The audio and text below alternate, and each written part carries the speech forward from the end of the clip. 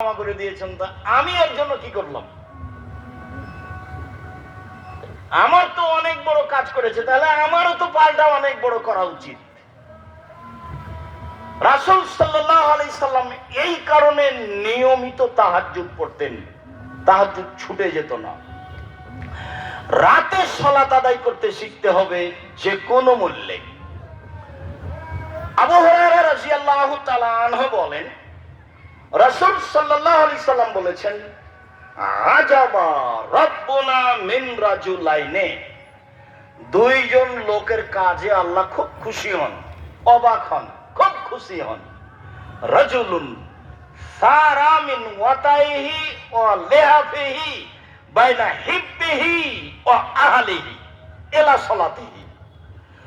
ওই লোকটার উপরে বেশি খুশি হন যে লোকটা রাতে লাফ দিয়ে উঠে বিছানা হতে,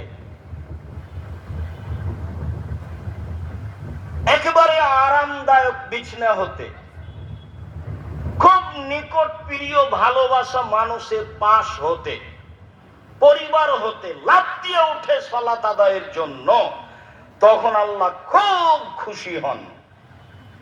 ওয়ায়াকুলু লিল মালায়েকা, আর ফেরেশতাদেরকে বলেন, উনজুর ইলা আবদি, ফেরেশতা জিবরাইল মিকাইল পৃথিবীতে যত ফেরেশতা আছে দেখো, ওকে দেখো কিভাবে ও আমাকে সন্তুষ্ট করার জন্য একটা সুন্দর বিছানা, সুন্দর পরিবার সবকে ছেড়ে লাফ দিয়ে উঠেছে রাতে সালাত আদায়ের জন্য।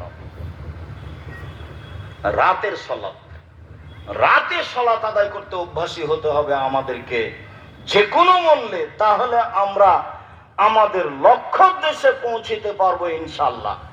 লক্ষ্য উদ্দেশ্যে পৌঁছার জন্য রাতে সালাত আদায় করা একটা গুরুত্বপূর্ণ কাজ। আল্লাহ তুমি তৌফিক দান করো। আল্লাহুম্মা আমিন। আল্লাহুম্মা সাল্লি আলাইহি আল্লাহুম্মা বারিক।